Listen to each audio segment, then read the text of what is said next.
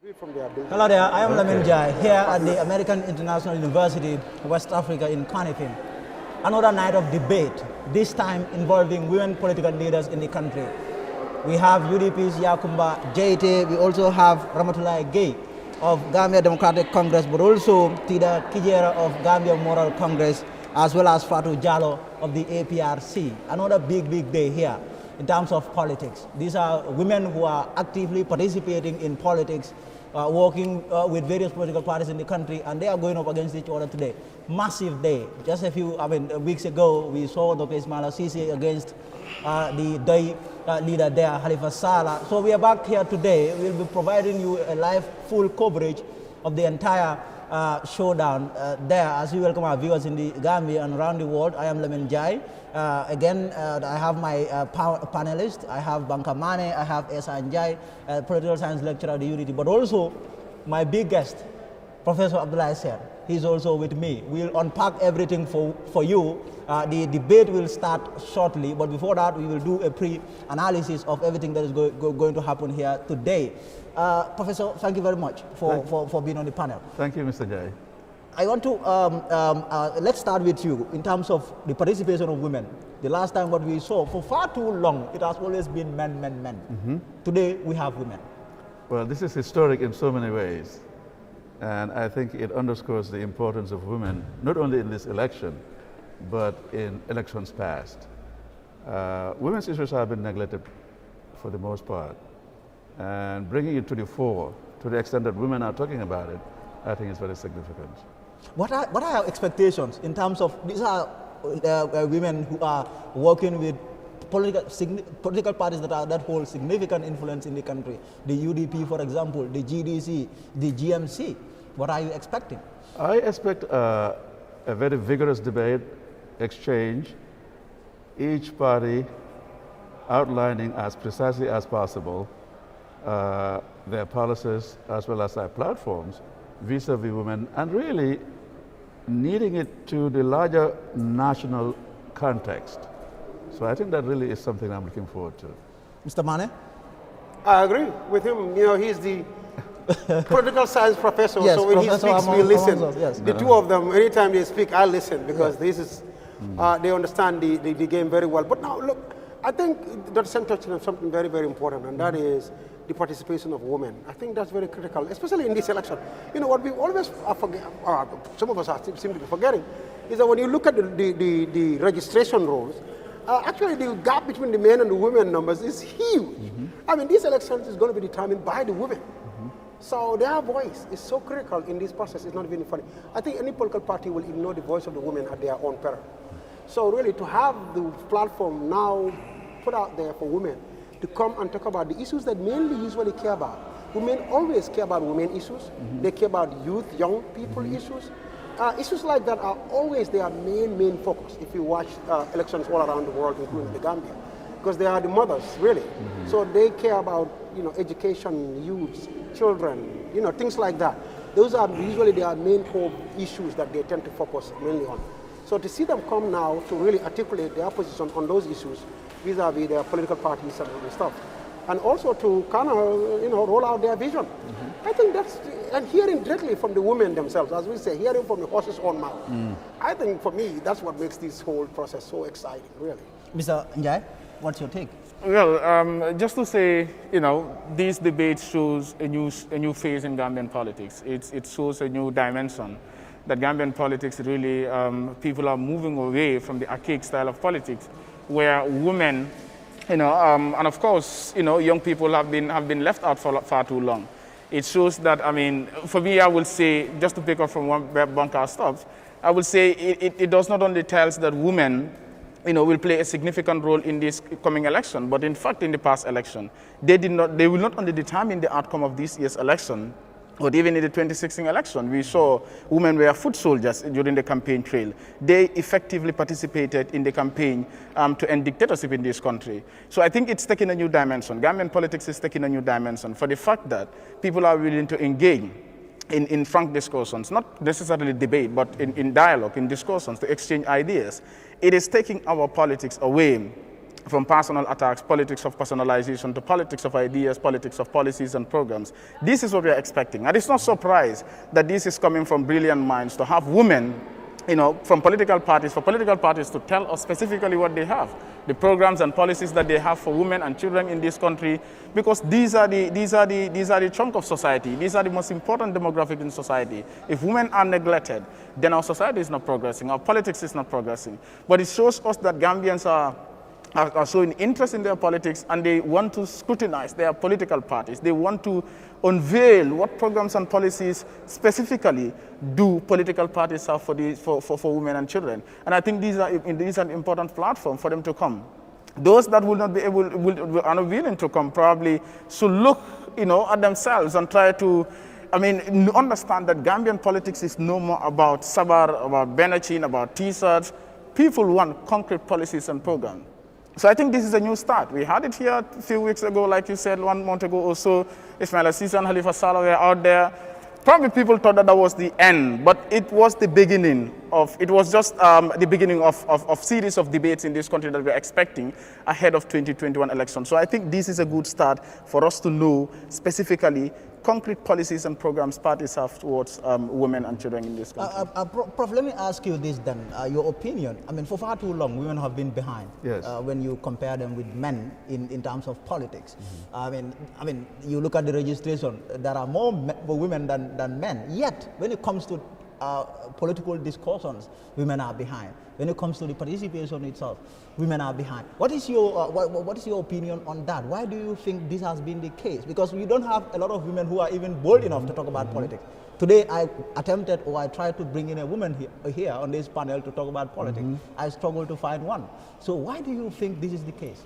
Well, Mr. Nya, that's a very good question. This is not peculiar to Gambia. It is almost a universal phenomenon. Women historically have been marginalized in most societies. It also has a cultural element to it. Most of these countries are deeply patriarchal, and these also are reflected in the political system and structures. And for the most part, women are seen through this prism, and as a result are not given the opportunity, are shunned, and as a result do not participate as effectively. It's a man's game, it's a man's world, and it really is difficult for most women to venture into this area. Banka, your opinion? What do you think? Once again, I agree with Dr. Sam. I think that's absolutely correct. I think it's a cultural problem more than anything else. You are talking about a society in which politics has become more of a domain of the man and not that of the women.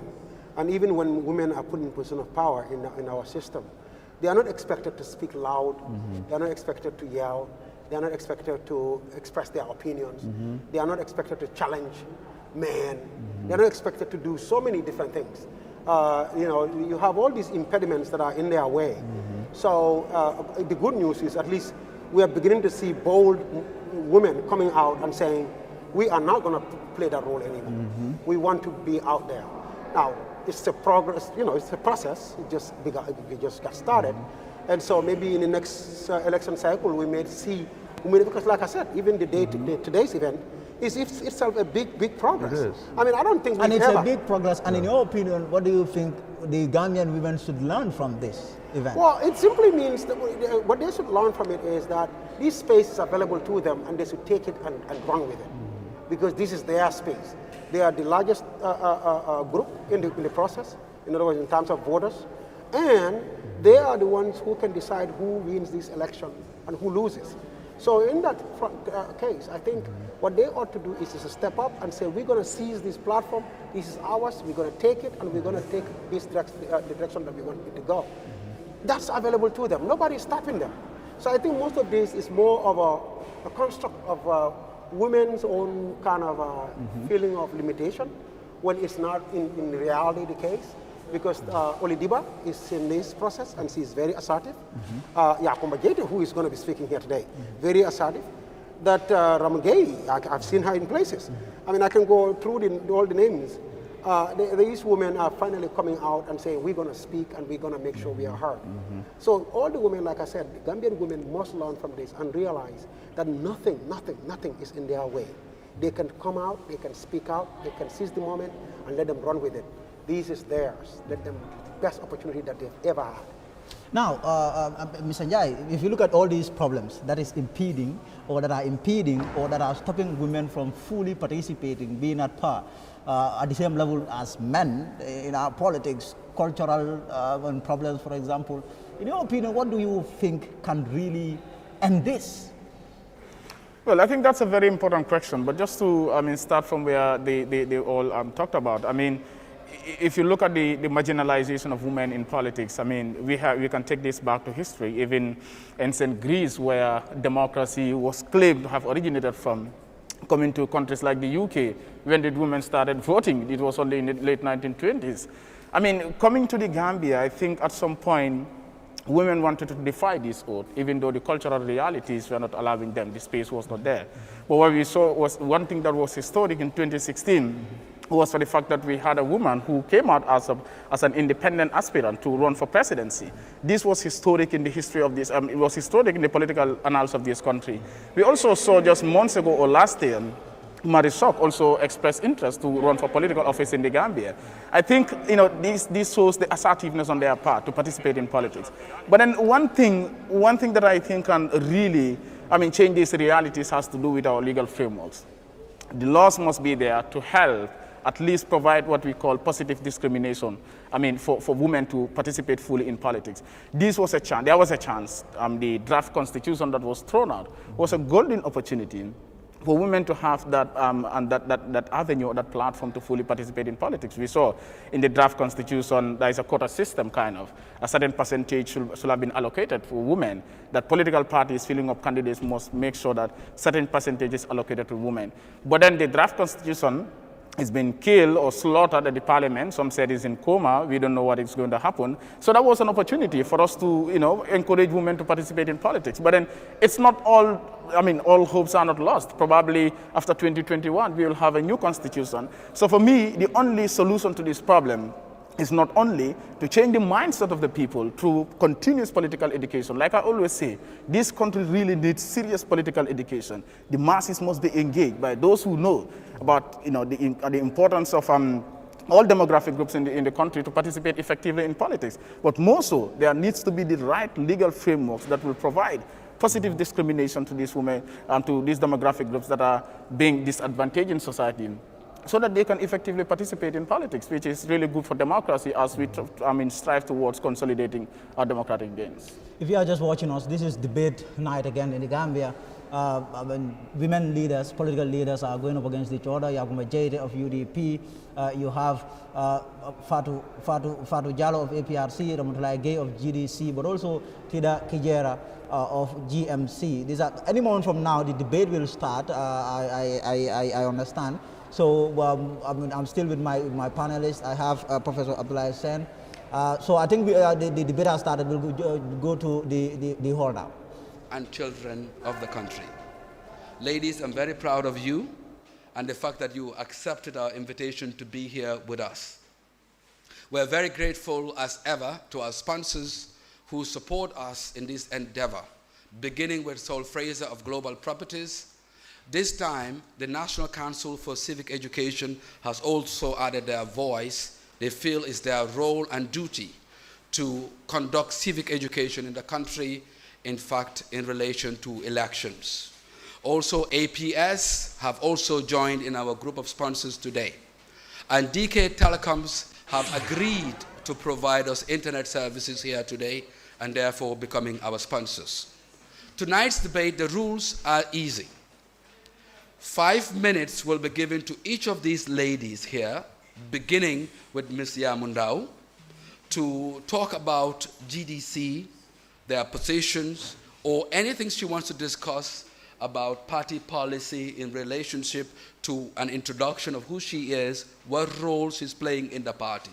From her, we will go to Tida Kijera. From Tida Kijera, we'll go to Honorable Yakumba Jaite, and then to Fatu Jallow of APRC. This is the way we're going to lay out the rules today, but also at the end of this, we will ask each other questions directly, but we'll also be dictating that each would have a minute or up to 90 seconds to respond to a question, and each of you would also have 1 minute to borrow up to 3 times in the next 90 minutes. So if you're in the middle of an argument or response and you've not completed, you are allowed to borrow a minute. But you cannot do this more than 3 times during the course of the 90 minutes. If the rules are clear, ladies, may we begin with Ms. Yamunda Faye of GDC. The floor is all yours. Assalamu alaikum. My name is Yamunda Faye. I am 27 years of age. I am part of the regional committee, KM Regional Committee, of which I am the PRO. I am so humbled to be part of this debate because it is high time we let women speak their mind and be in leading roles when it comes to politics. So the party I am from is Gambia Democratic Party, which is the GDC, and our color is purple. Our party leader is His Excellency Honorable Mama Kande. Thank you all. Thank you very much, Ms. Yamunda Faye, GDC. If you may turn your mic off. And next is Ms. Tida Kijera of GMC, and you also have up to 5 minutes to introduce yourself, your party, your policies, and anything in relation to an introduction that you may want to do up to 5 minutes. The floor is all yours. Assalamu alaikum. My name is Tida Kijera. I am the Chief Executive Media Officer for my party, GMC. GMC is Gambia Moral Congress. I am honored to be part of this great event today to represent my party. I thank Allah subhanahu wa ta'ala, and I thank the organizers. I thank the leadership of my party for giving me this opportunity to come here today. As a country, we are encountering a lot issues which are affecting our lives. As a nation, we need to come together to fight for the betterment of our people. GMC as a party, we are trying all our best to know exactly what Gambians want, and we are ready to tackle those problems. As we go further, the topic today is about women, youth, and children. We will explain to you why GMC should give the opportunity to rule this country. So I thank you all for your kind attention. Thank you very much, Madam Tida Kijera of GMC. The next speaker is the Honorable Yakumba Jaite of UDP. You have the floor for up to 5 minutes to introduce yourself, your political party, your position as in relation to the topic today. Thank you very much, Aruna. Thank you for creating this platform for us to debate, particularly on this topic today, women, youth, and children. My names are Yakumba Jaite. I'm the Female Secretary General of the Secretary General of the Female Youth Wing of the United Democratic Party. The United Democratic Party, we've just celebrated on the 23rd of August, 25 years of existence. 25 hard years, I would say. 25 years we were in the forefront of fighting for the rights and democracy of the Gambian people. As we are now approaching the December elections, today I have the opportunity, representing my party, to explain to you our policies, in regards to women, youth, and children. The United Democratic Party intends to institute a capable government. We are going to do this by relying on our diversities and professionalisms. We would all agree that the United Democratic Party has the highest capacity of personnel, and we are confident we are going to deliver. We are confident we are going to win in the 2021 December elections. And in doing so, the United Democratic Party has identified women, youth, and children, giving the population demographic of youth, women, and children in this country. The statistics shows that 72.4% of the population are youth and women combined. Therefore, the United Democratic Party, at the heart of its policy considerations, put these two constituencies into consideration, that is the youth and women. And as a result, the UDP will rely on agriculture as a prime sector for investment to raise income, reduce poverty, and create food security and employment for youth and women. This is the plan, and as we have time, we would move forward to explain in detail to you how this is going to be funded and how we arrive at these policy decisions. Thank you. Thank you, Honorable Yakumba Jaite, UDP. The final speaker for the opening session is Fatou Jallow of APRC. Ma'am, you have the floor for up to 5 minutes. Assalamu alaikum. A'udhu billahi minash shaitanir rajim. Bismillahir rahmanir rahim. My name is Honorable Fatou Jallow from the Alliance for Patriotic Reorientation and Construction, that is the mighty APRC. I am very much grateful to be here today. I want to thank my party leaders for giving me the opportunity to come and attend this important meeting, gathering today. APRC is not a party that is not known in the Gambia. We have been ruling this country for 22 years with massive achievements, massive development in the country, that is to empower women and to empower youths. And we have done a lot to empower youths in this country. And, we have done a lot of achievements which will be discussed later, maybe in the discussions, because APRC is known worldwide. We have transformed the Gambia, changed the Gambia. You know, the name of Gambia before was not recognized. When you say Gambia, people think it's Zambia. But because of the APRC government, that is why Gambia is known worldwide. We have done a lot of achievement. We have bring the TV and other things in this country. So it's a party of difference, and it's a party of development. So I am very grateful to be here today.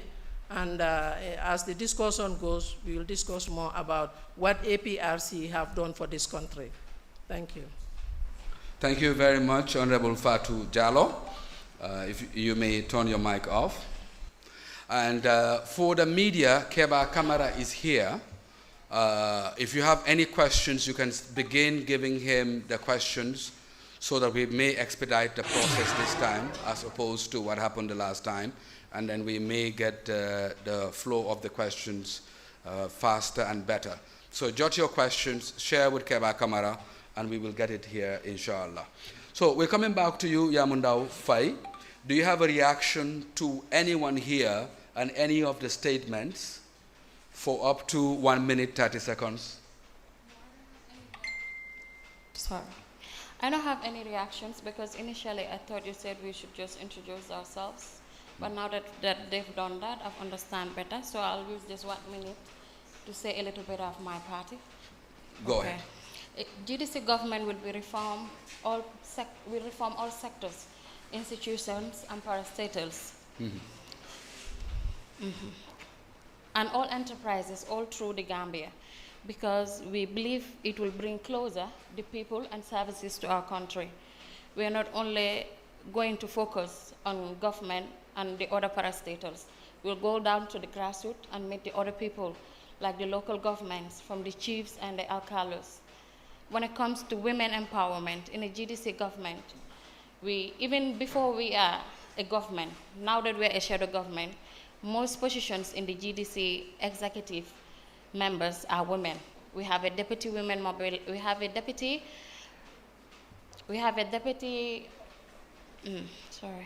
leader? We have a deputy party leader who is a woman. We have a youth president who is young. We have the youngest press secretary. We also have the youngest parliamentarian, if not only in Gambia, but in the whole of Africa. So which means GDC are not sidelining young people and women. Thank you. Thank you. We will come to you again, Tida Kijera. If you have any reactions to any of the statements that were made earlier here, up to 90 seconds. Definitely, I don't have any reactions. I just thank them for their commitment for the country. Honorable Yakumba Jaite, any reactions? 90 seconds.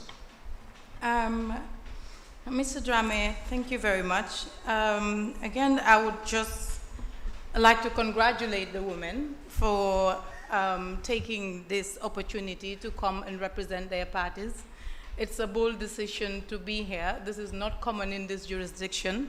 Debates in particular, we've seen the first one between Mr. Sala and Mr. Cisse, so we are the second batch. It's a great thing to do, and I would just encourage that we come forward. Since we are 51% of the population, it is our rights to be heard. It is our right to be part of the decision-making processes of this country. And again, I would say that the United Democratic Party is committed to 30% of representation of women, both in cabinet and parliament as a government. Thank you very much. Thank you, thank you. If you may turn your mic off, Ms. Yamundao. And finally, to Fatou Jallow, APRC, any reactions up to 90 seconds? Yeah, I have no reactions. The only thing I want to do is to thank my party for being very much conscious in how to empower women. Because if you go to the youth sector in my party, I am the second deputy youth mobilizer, and the women mobilizer and other structures, they are trying to empower more women to be part of any decision making in the party. So that's a great achievement, and I am also urging that Gambian women, it's high time for us to get up. We were clapping for men, buying Asobi's cooking. It's high time the men also clap for us, because we need to be there. There are a lot of issues affecting women. It's because we don't have women representation in where decision making is done. So I think it's high time for us women to get up, and fight for the seat, to be in front, so that whatever decision is going to be made, we will be there to decide for our women. Because women know women problem than men.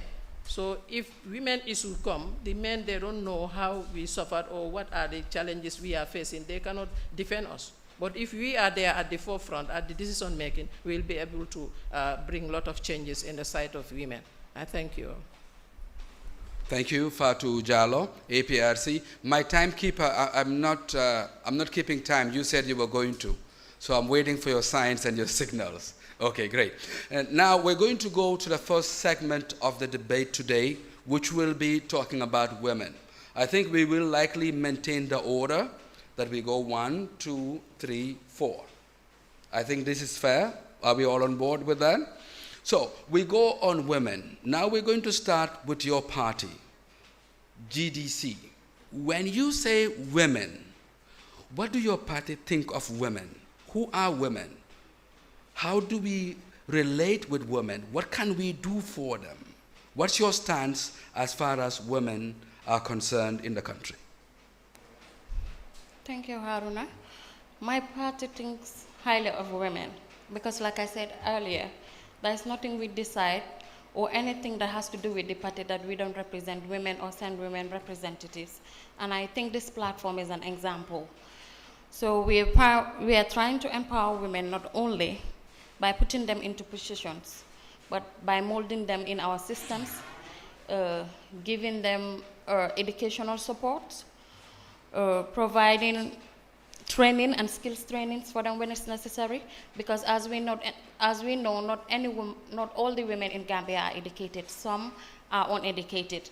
But that in my party level, that means you're not useful. You could use skills to train you. We could also train women how to use resources. And those who are educated, we try to improve their standards for them to get quality education, and also put them up in platforms to mold them into leadership. Those are the issues I want to outline as of now. Thank you very much, Yamundao. Next would be Tida Kijera.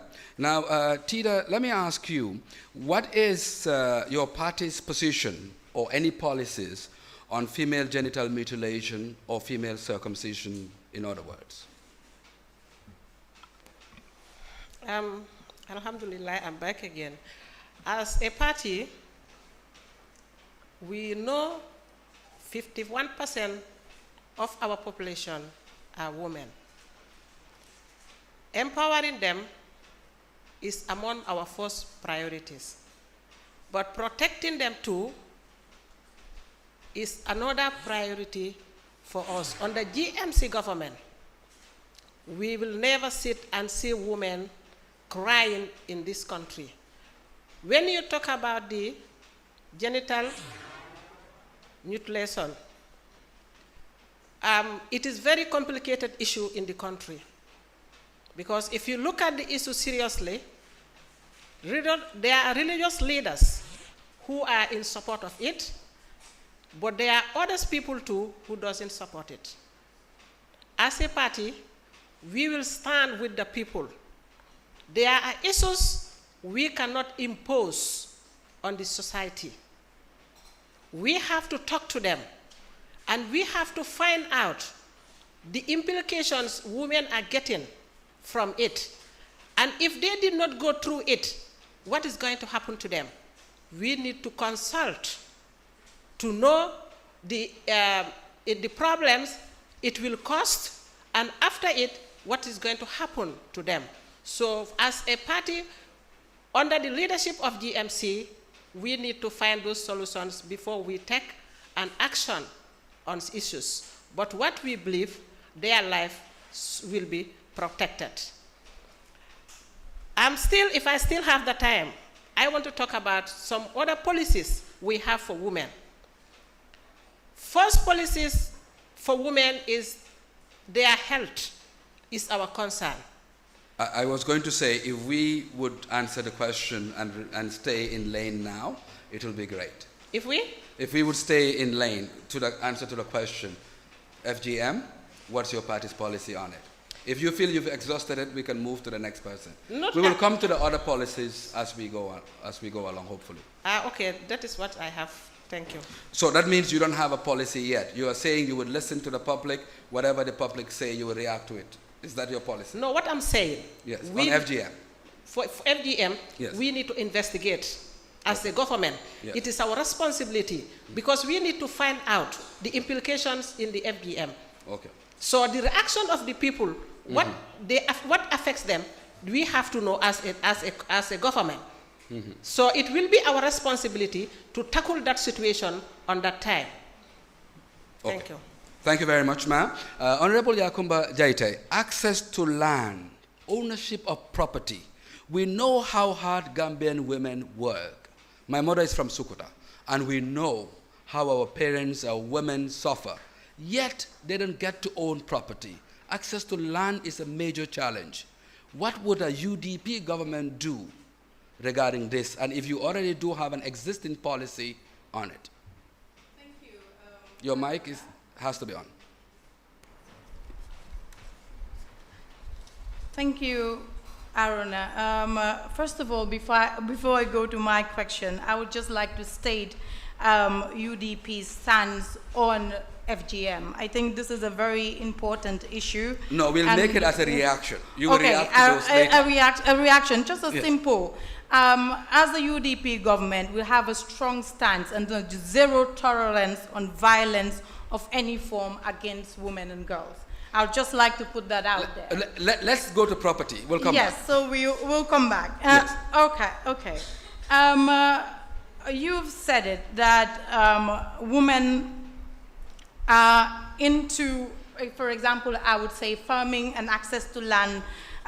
It's a problem in this country. A UDP government will make sure of equal and fair distribution of our resources, be it land or anything else, and would also encourage women to own property. I have been working for FLAC, and we have going around, particularly in upcountry, there in even certain communities that women feel they have no right to own land.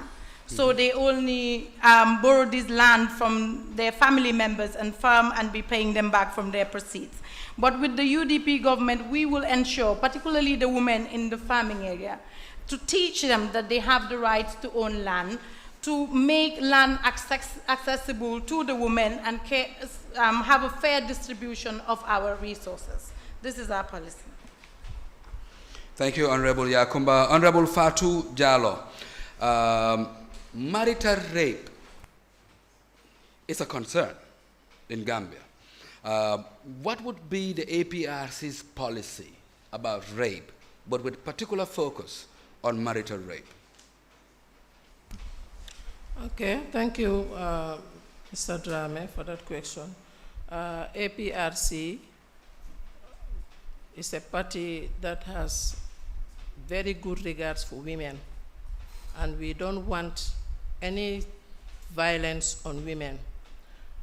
Our policy on that marital rape, we are going to say zero tolerance to marital rape. If that is done to any woman, we will like to get the report and we will take an action towards it, because we don't need women to suffer in marriage, much more in rape. So we are going to say zero tolerance to that, and we are not going to allow that.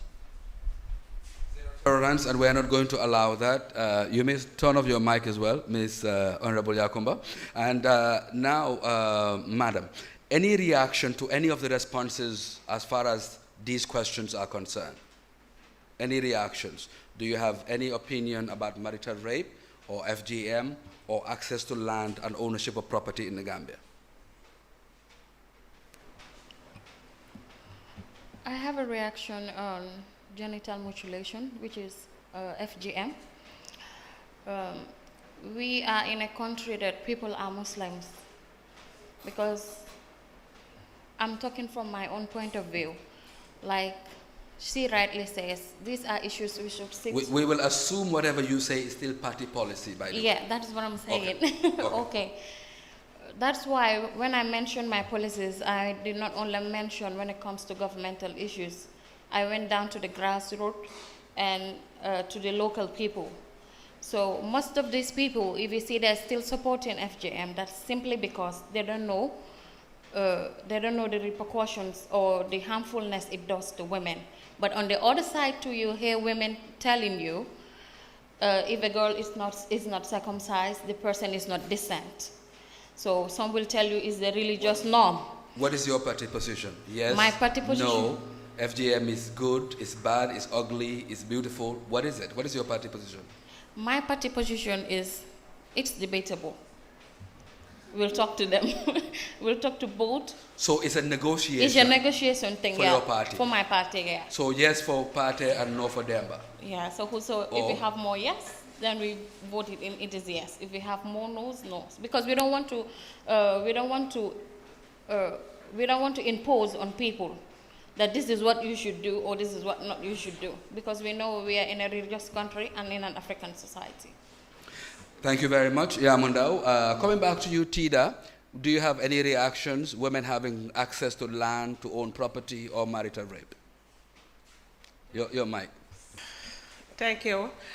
The land issue is very important because women are farmers in this country. Most of the farming are done by women all over the country. They are in the gardens, they are in the furrows, they are in the land to cultivate coos, groundnut. So for them to be given equal right with men in terms of land leadership is very important. Under the GMC government, we are going to put a law that women will be entitled to land as men are entitled to it. When you talk about marriage rape, actually, the woman's life matters to us. Under our leadership, we do not want to see women crying because of rape. Rape in generally is bad, but as far as marriage is concerned, if they feel they can't go anymore, we don't see there should be time for them to move ahead. You either separate than abusing the woman on bed. We are not going to tolerate it. Thank you. We are not going to tolerate it. We'll come back to you, Honorable Yakumba. Any reactions to FGM or to marital rape? I think we've stated clearly what our party's position is on FGM, and I would just like to remind us all that FGM is already illegal in this country. I think a law was passed, if I'm right, in 2013, criminalizing FGM.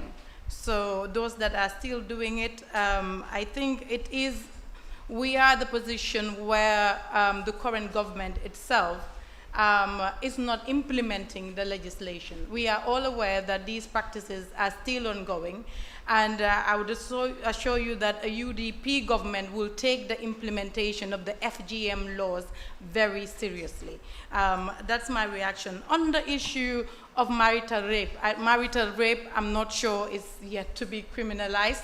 I also, on a personal level, I would say, this is not party policy, I feel marital rape should not happen, and if it happens, I think there should be law to address that, but I don't think right now we have that. And I would just like to react to Tida's issue that a GMC government would have a law to make sure that there is equal access to land. I don't think there is presently any law discriminating women's access to land. I think what is lacking is an action plan to ensure equal access to our productive resources. And a UDP government would put such plan into place. Thank you very much. Thank you very much. Fatou Jallow, any reactions to any of the comments or statements made here earlier? Yeah, Honorable Mr. Drame, my reaction is on the female genital mutilation.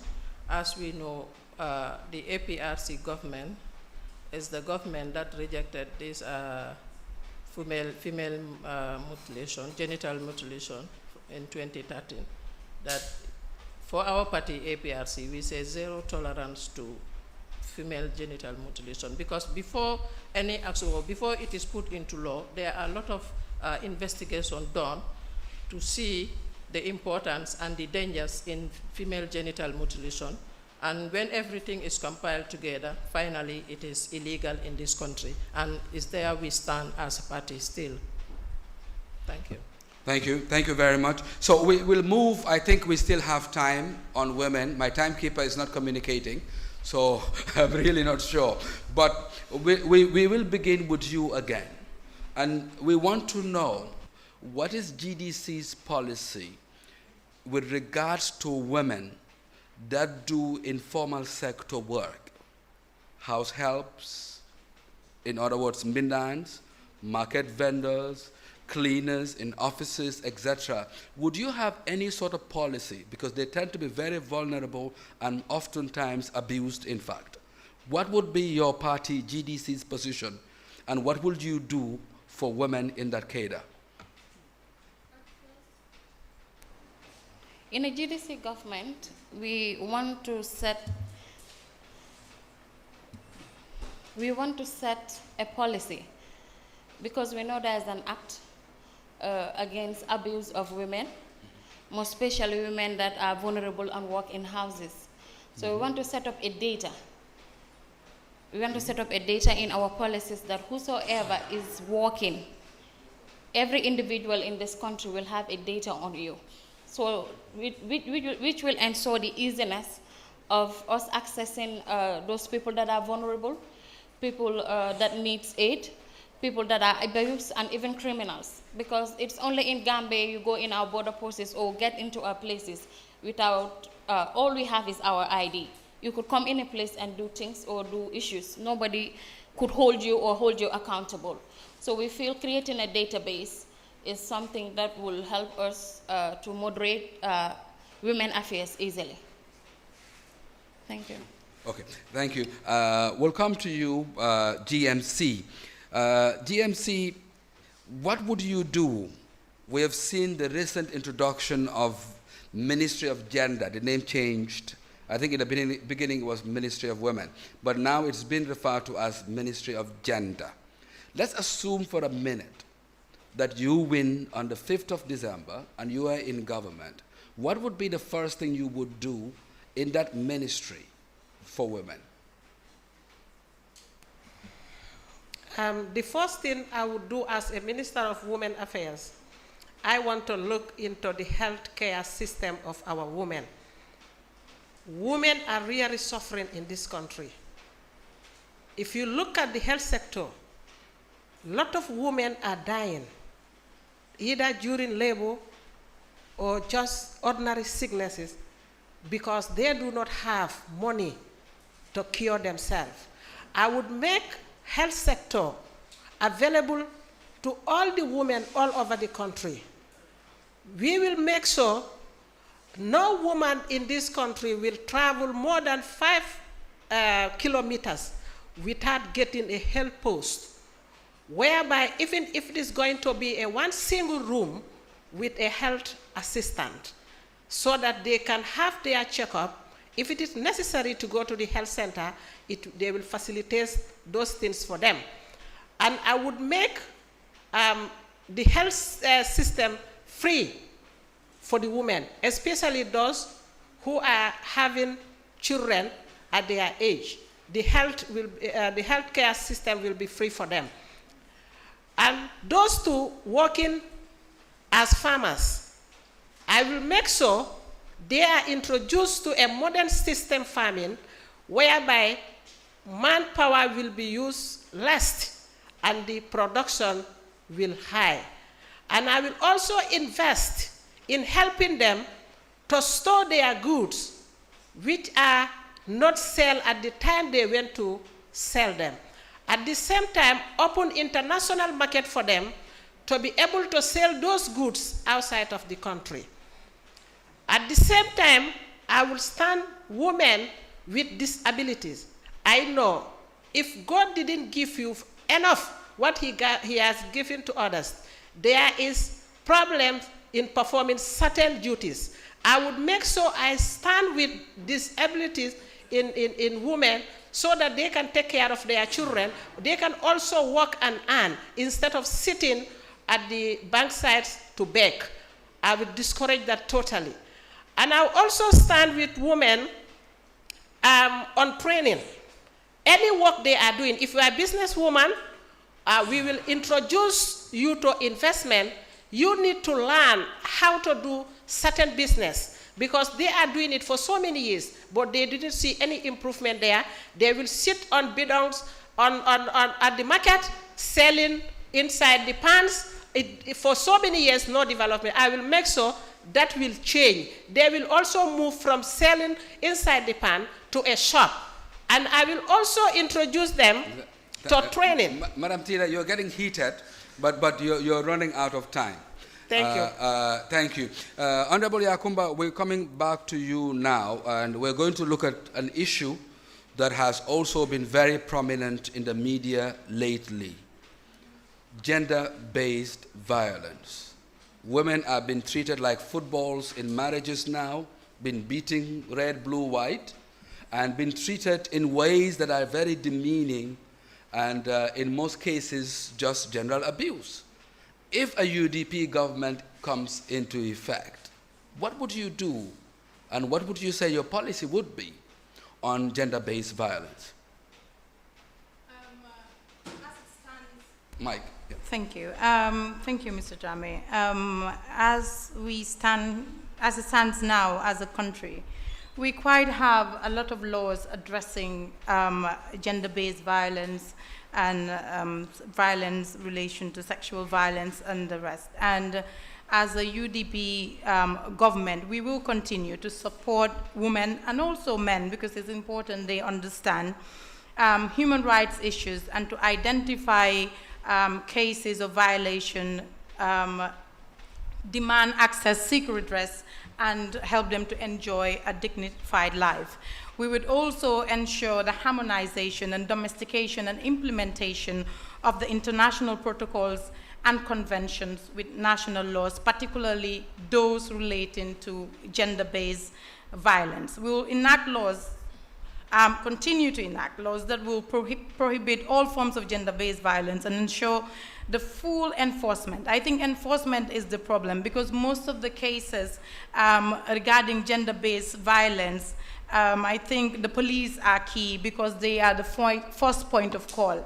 And I think it is important, this would be part of our security reform policies, to train the police, since they're the first point of call on these kind of issues, for them to understand how to handle such cases when they come across them.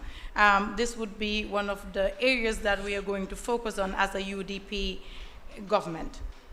Thank you very much. Thank you. Now, we'll come back to you, APRC. For some reason, you always come last because of the way we do it, but I think that's also a good position to be in. Would you not say? Yes, it is. Absolutely. Now, I think it may be essential, Madam Chair, you'll have to excuse me.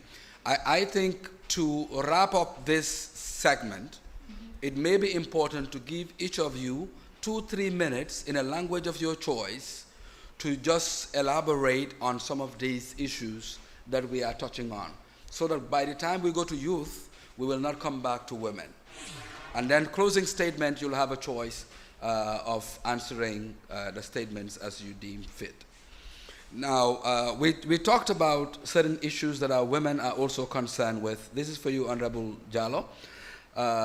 And key among them is having opportunities at the workplace, in government, in places. Honorable Yakumba has said 30% is their policy, whether it's in cabinet or is in other sectors, that women will have 30% representation. What is APRC's position when it comes to giving women as good an opportunity as men in this country?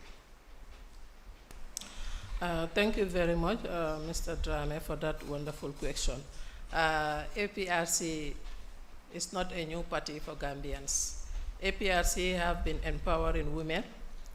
The first vice president in this country is a woman, and it is appointed by the APRC government. The first National Assembly speaker is a woman, that is Honorable Fatmata Jahumpa Sise, was appointed by APRC.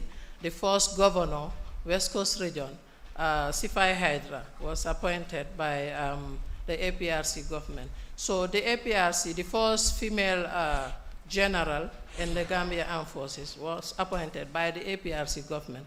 So just to give you a short summary, that APRC have been standing to defend women, to empower women in all the positions, being it a ministerial position, being it local government, being it a national assembly. They are always there to support women, to make sure that women are seen, women are heard, and women are empowered in all action. So this same policy remains. We are still there to empower more women. And we started from the grassroots, that is to sponsor the girl child free education for girls. That is empowering women from the grassroots. The APRC government has done that, and we are still up to that, to bring in more project or more issues that will empower women, that will make women to be heard in the country. Thank you. Thank you very much, Honorable Jallo. Now to Keba. If Keba has any questions before we wrap here, it will be great to run those questions.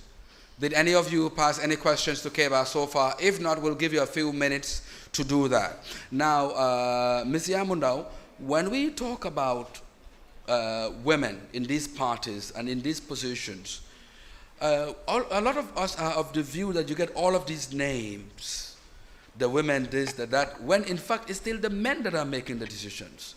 Would you not say this is the case also in GDC? No, that's not the case in GDC, because in GDC, like I told you, we have a deputy party leader who is a woman, and we have. Could be by name. No, Do it's they not actually, by name. Are they effective? No, Do they have are very a voice? effective. It's not by name. Okay. The youngest press secretary is a lady. I'm the PRO of KMC, and I'm also a lady. So we are always involved in decision-making boards. We took decisions and we table and reason with the men, because it's true, women cannot go without men, and men too cannot go without women. It's a collective responsibilities. But in my party, gender does not matter. What matters is who's efficient. If you can do the job, then you're there, regardless of your gender, skin type, tribe, or age. Okay, now I'm going to throw the same question to you again, Ms. Tida.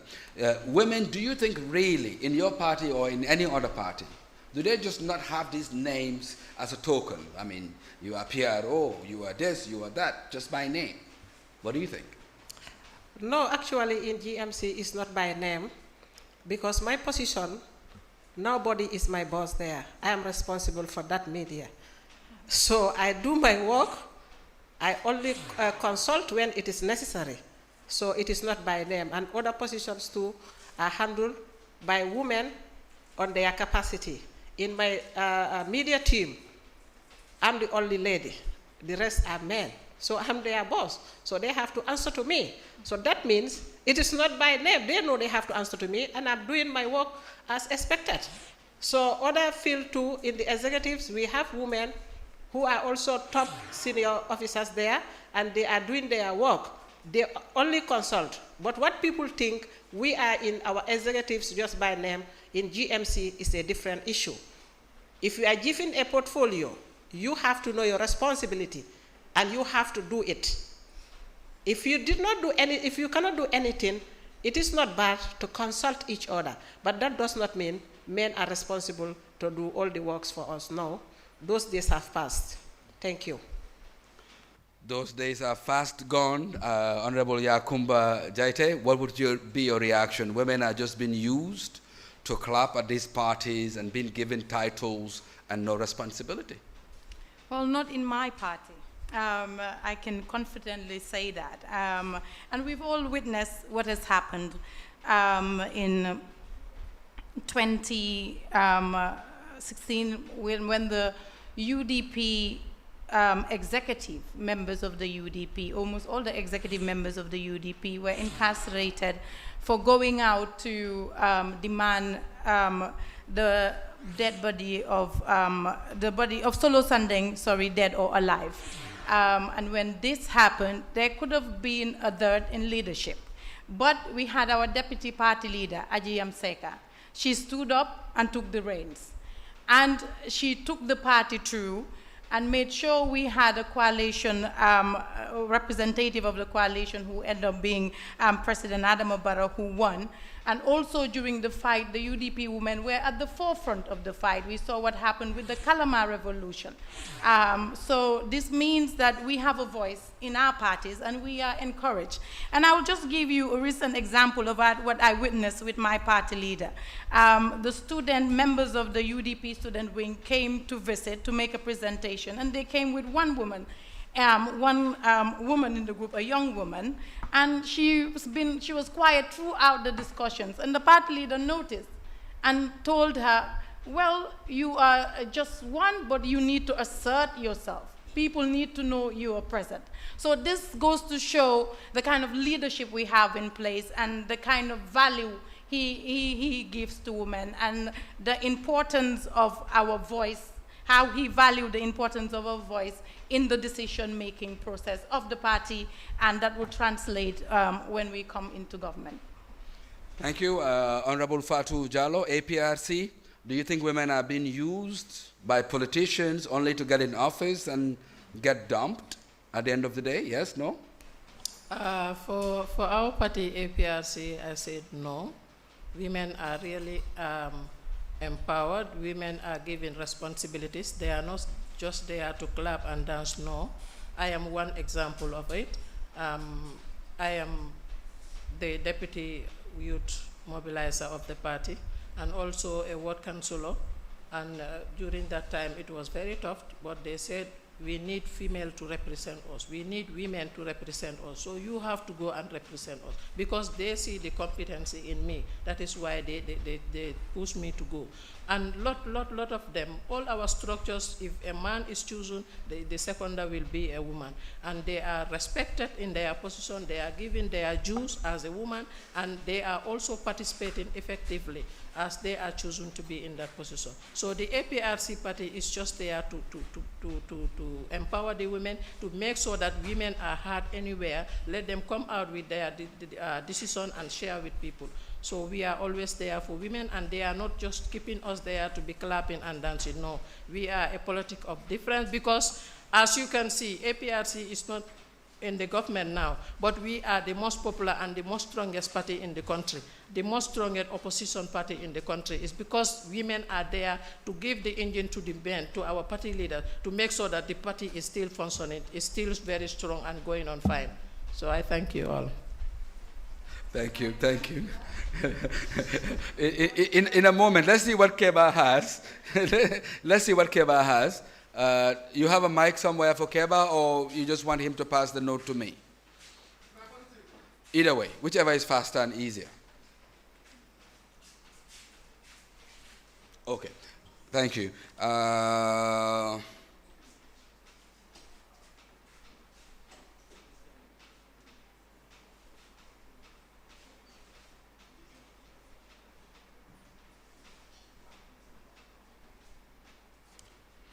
Okay, interesting question, but it's for you, Yamundao.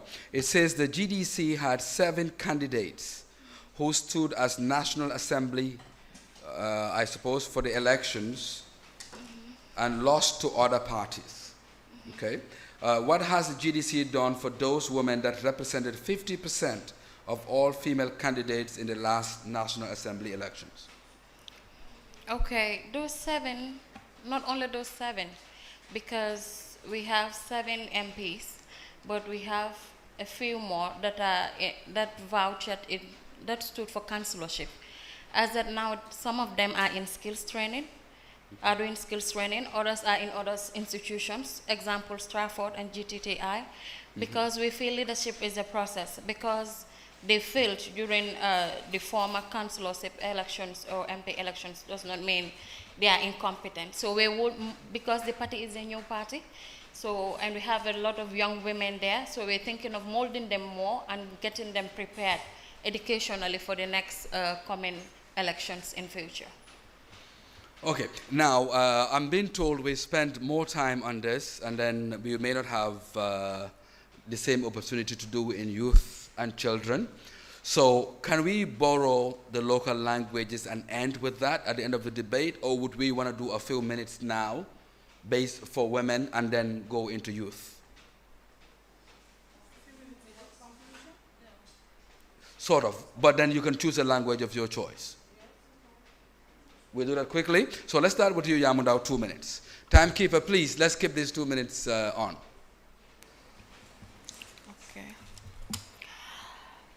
maa ngi nuyu suma mbokki jigéen ñi ak waa réew mi nga xam ne tey teewee nañ muy koy seetaan muy koy déglu ba pare di jaajëfal Haruna mi nga xam ne moo indi initiative bi. If not for the first time, mënuma remember when women in political parties ñu come together for debate.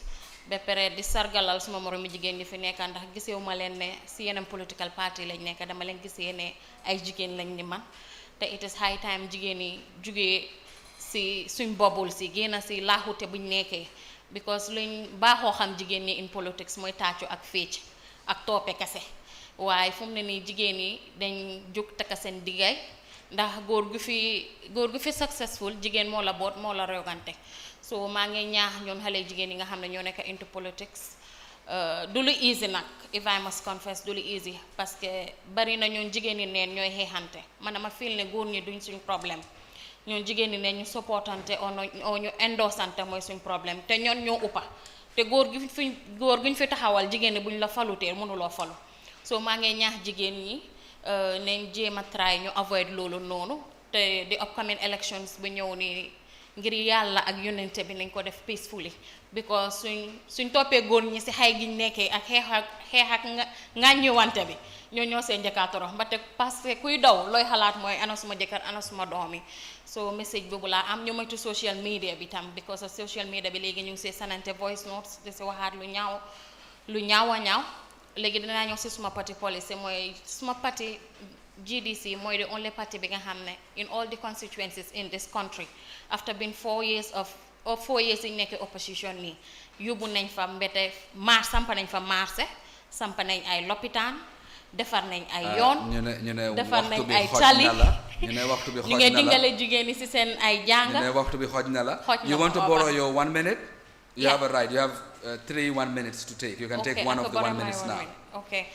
so she's borrowing one of her 1 minutes go ahead ñoon dañ believe in social work gomuñ rek ne we have to become a government before ñu njëriñ doomi réew mi before ñu njëriñ suñ askan parce que suñ parti leader daf ñu day advice ne nit su dee tey yow yaa ngi si jaama nga gëstu sa dëkkandoor a ngi torox kon yow sa jaama dese na te dama fil ne jaama rek nekkut nga eewu si jaama jug si jaama toog si jaama soo xiifee amuloo jaama soo ñaakee amuloo jaama so we believe it's a party that more young people and most especially women in politics comme ni ma ko waxee amul gox goo xam ne ñoon suñ liggéey eegut fa mbete suñ loxo eegu fa muy si lopitaan yi waxtu bi nag léegi jeex na Yaamu Ndaw thank you so much and Tida will come to you you have 2 minutes any language of your choice to wrap this up yo assalamu alaikum bade musolu ngali konto mulbe jibe rola ani mulbina la nyi jibe la kotake mbe tenturoni jayro di la organize la bele nyi eveno organize fobi alhamdulillah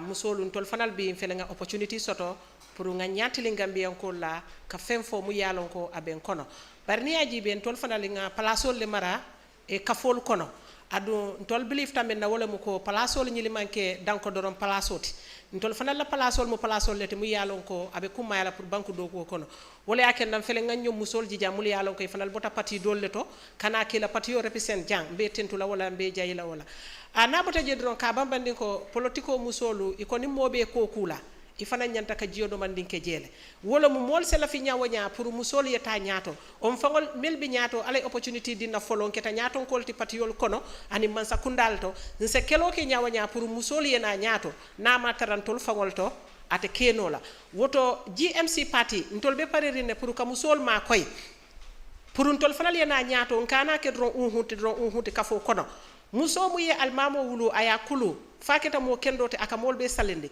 muso mu ye president wulu aya kulu faketa moltema president wote anim place kotengol ni kotengol wo muso fololo mu tica foloti suwo kono woto muso wote korla nyaton kayala nyim bankun kan ate korla kadula doku nyim bankun kan bari nimman finti nko mbe muku la ko male drong e baaje la ko banko nyinna do ko be kole yala le katun ko nadi am folo kono 51% nyim bankun kan ntol wo mu so Tida wato bantala fereng fonge don to 1 minute la don to 1 minute la nga futa okay 1 extra minute so wo 51% all ni nata jibe dantandinde ben kono mul yalon ko woli karantale ye palasol mara bari mol mel yalon ko du wol man karandu ibe suwol kono bari fanal be maman kanne pour ila balwol la fannala comme gadin Sénégal ñew Sénégal tia Sénégal comme bindelal in general ani jende jaayol mul yalon ke bebe marché wolto ñil fanal musol leti mu yalon ko wo marché wala mi tol fanal la office wolti so mba katala le kaaje ko musolu itol fanal la marché way si balu kendo soto je amanke ko momé mu ministati o même mu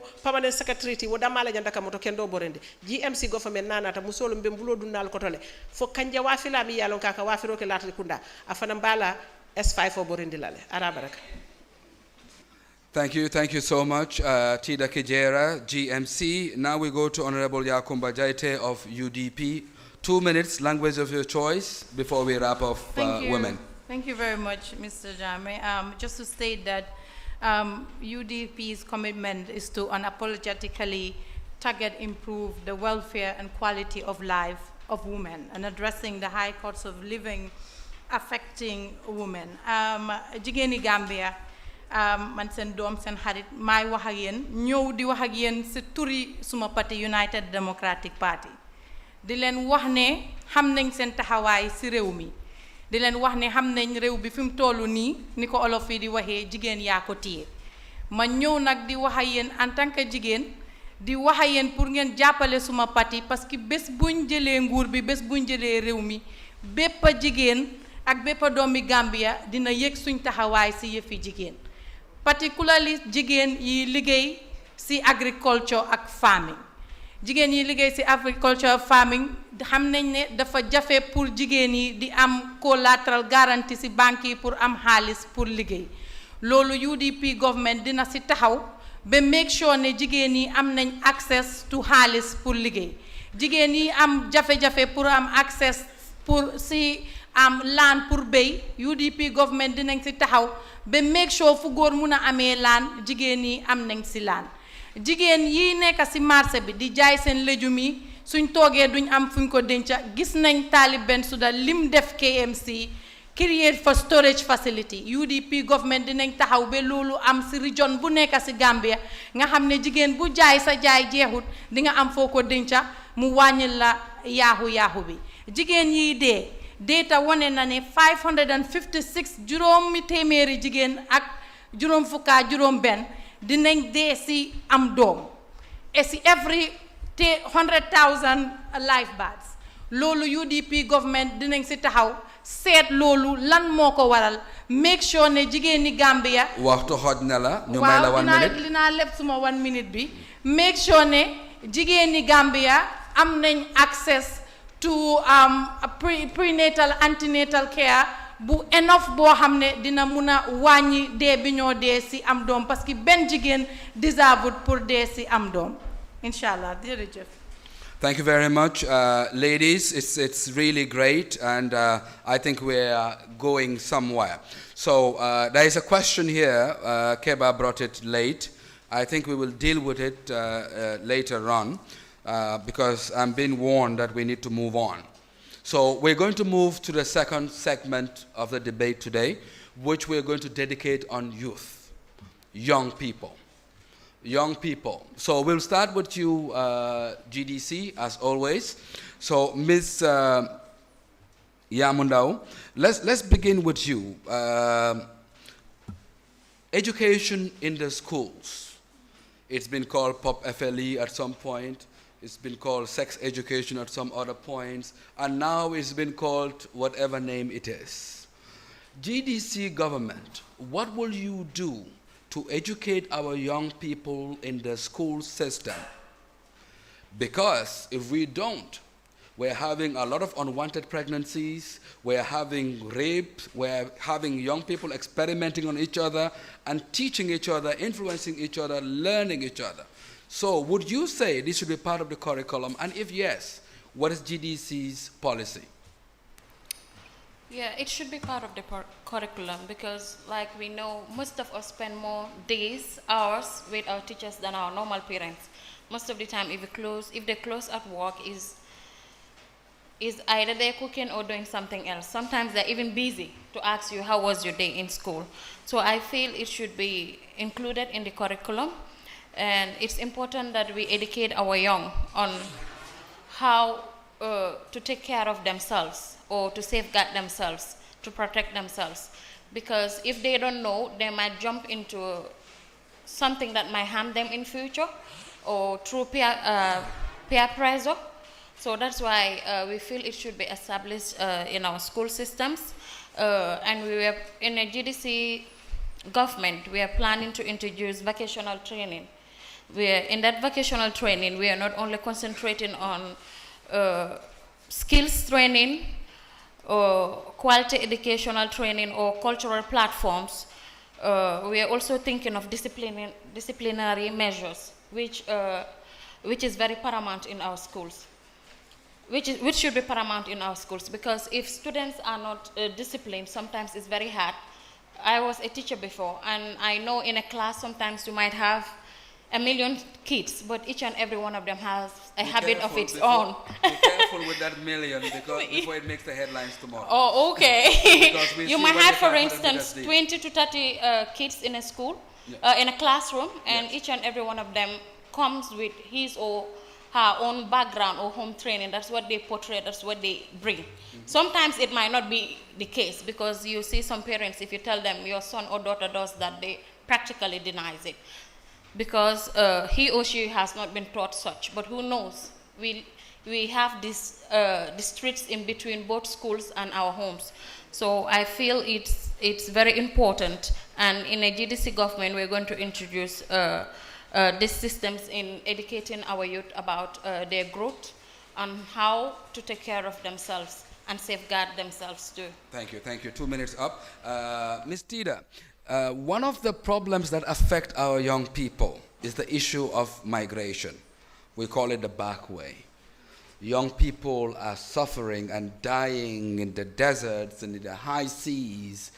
What would the GMC government do about migration?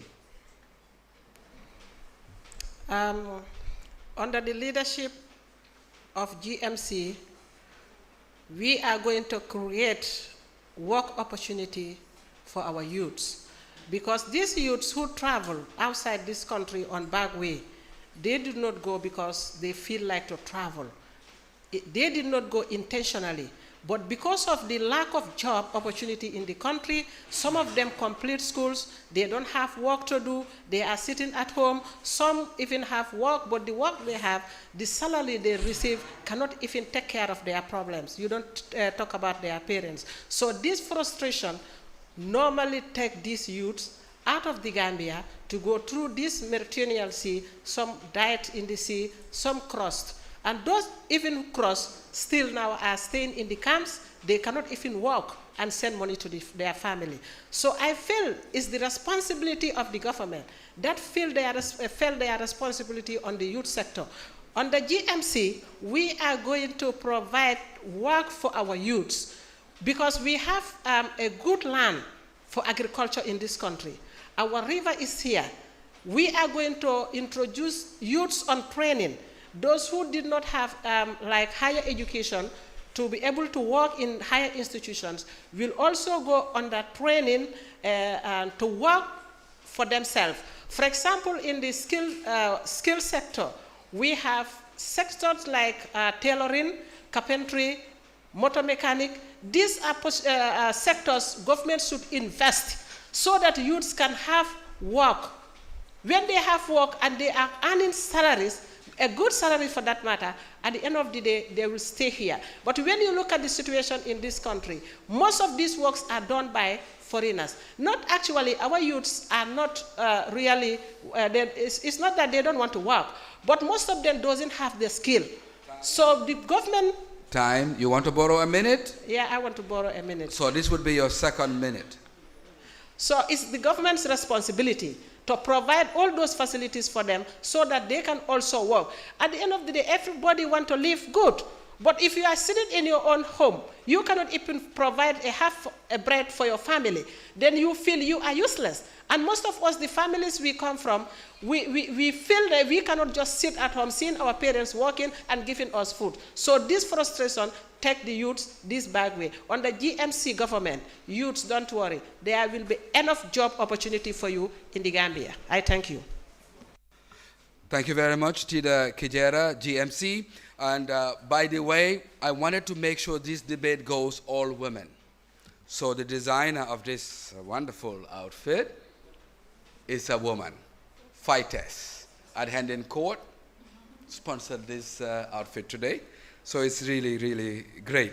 So let's move on now. I think we talked about rape, but it's increasingly with young people below 18, being abused by trusted people, uncles, fathers, people that are supposed to be looking after these young women, girls, abuse them at home, making them pregnant, sometimes very difficult for them to express themselves, other times getting unwanted pregnancies out of it.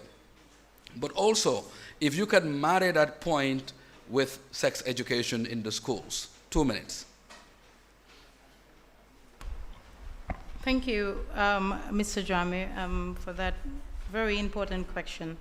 I think sex education is very necessary in the schools to teach these young people about their rights, and particularly If they're not aware of their rights, they won't even know they have the right to report these cases. And most of the time, because these abuses happen very close to home in most cases, they're afraid to go out and report these cases to the police. So the UDP government, we have a policy to actually revive the curriculum of the basic secondary schools, to involve this kind of education schemes into the curriculum so that it will be mandatory for students to be taught about their basic human rights in relation to sexual abuses and violence. I think it's an important thing we would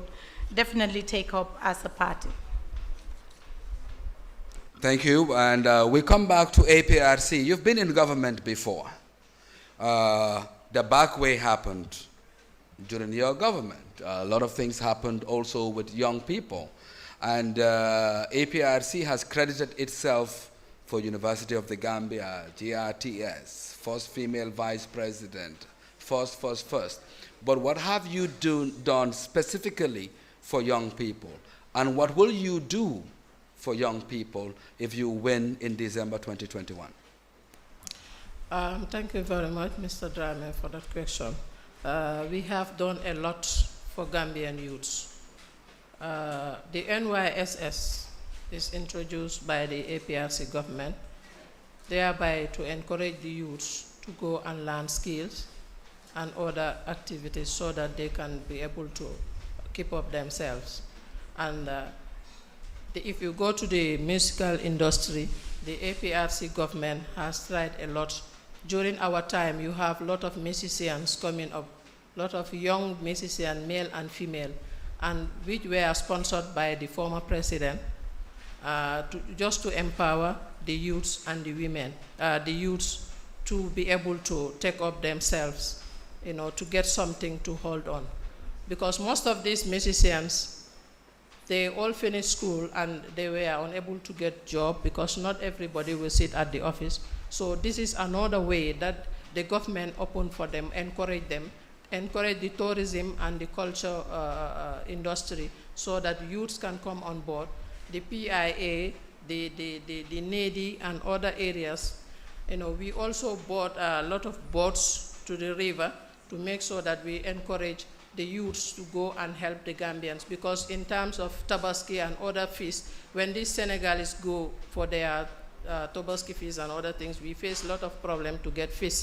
So we bought a lot of boats and take it to Tanje and other fish riverside to make sure that we empower the youths to get something out of that work, because we want to make youths useful in this country. And definitely, there are a lot of youths who went to Bagwe, but it's not because of the government was not doing anything for the youth. The government was trying very well to make sure that Gambian youths are engaged, are up to something. But because of peer influence, some of them cannot. Some people were in government, some people were working, some people have their tailoring shops, they have their shops, but still now they want to go to You want to borrow a minute, or yes. you want to stop? Yes. So this would be your second minute or your first? First. This is your first minute. Okay, yes. Go ahead. So the Gambia, this APRC government is still ready to help the youths, because there are a lot of plans that we have put in place, but because of the 2016 election issues, but still now those plans are on, and when we come back to government, we are going to make sure that all Gambian youths in this country will be happy with the party, because we will make sure that, because there is no government that can go or that can function effectively without the youths. They are the leaders of tomorrow. So if you want to go, you have to empower the youth, bring them up, let them see themselves in the system, and let them take part in the system so that the government can work effectively. Thank you. Thank you, Ma. And Yamundao, you said you wanted to talk about the issues of migration. That's what you were whispering. But now you have a chance to react to any one of them for 2 minutes. So migration or anything else you want to talk about? Yeah, I want to react to migration because I feel it's a very sensitive issue. Because it's not just about them losing their lives or risking their lives. What if they are deported and brought back? Most of them are stigmatized. So in a GDC government, we'll try to have a reprocessing or rehabilitation centers for those youths when they come back, because we see most of them when they come back, they come shy, some come bitter, some come disappointed, because most of them sold everything they have, or maybe their parents gave them everything they have. So some of them even come back mad. So your GDC policy will be? So our GDC policy is, we will create rehabilitation centers, not only for those who are migrants, but even our youths that are in the prisons. So we feel youths are very important in our society, so we feel we should not cast them away. We should bring them closer to ourselves, because as youths we are bound to make mistakes. And if we are thrown away by our society or by our parents or government, who will take care of us? Thank you. Thank you, thank you. Tida, any reactions to any of that as discussed? I think APRC? I should come before Tida. Huh? I think I should come before Tida. Isn't that how it works? No, Okay. It's always this way. Tida, then you, then, yeah. So APRC said they've been here 22 years and they've done a lot. They want to be back in 2021. What do you say? We are in the democracy, so they also have right again and go into politics. That I see no problem with that. I just want to also comment on, when we talk about youth, we are not only talking about men youths, but female youth as well. They also have problems in this country. Most of them complete school, they find it difficult to have a job. That leads some of them into wrong positions in going in for things that are risking their life. It is some time ago we learned some Gambian ladies were even going through this bad way. Some are going to the Arabian countries to seek a work there they're supposed to do in this country. But maybe for one reason or the other, we all feel too big not to do certain things here. But when we travel in those Arab countries, we go and do that. So on the GMC government, we are going to take care of, because women's life is very sensitive. Women's youth, the shortness of our life can lead you to so many things that will damage your life completely. And if we do not have a youthful youth in our country, the future is very scary. Thank you. Thank you very much. Honorable Yakumba, you wanted to come. Now it's your turn. So you want to react to any of them? Yes, interesting things coming out from the, Mrs. Jallo, the APRC representative. I think all of us will agree with me that the youths, migration of the youths, particularly the backway migration, started during the APRC regime. And a lot of youths got frustrated because of the lack of opportunities. The regime literally did not offer them any opportunities, and that is why we saw a high rise of migration during the Jammeh regime. And a UDP government take cognizance of the fact that investment in the youth is key. So we are no longer saying youth empowerment. For UDP, it is going to be youth investment. We are going to invest in our youth. And we are going to use agriculture as the main driver for investment in the youth. The UDP government intends to zone the country. I would give you an example, for example, CRR. We know that rice farming happens in the CRR. There is land for rice in the CRR, and we've seen private sector investment doing very well when it comes to rice farming in CRR. For example, Maro Farms. The UDP government would expand through self-employment, agriculture, and ICT-led growth. These areas have the capacity to create jobs. And also, when we zone the country, the youths of the CRR, the UDP government would provide funds, agricultural funds, for them to be able to start farming in a place like CRR. This will even help with the rural-urban migration. We'll keep them where they are and create opportunities, mechanize farming as well, train the youths, teach the youths. We are not only going to provide funds, Because if you provide the funds and allow them to do what they want, we don't see the results. And this is what has been happening.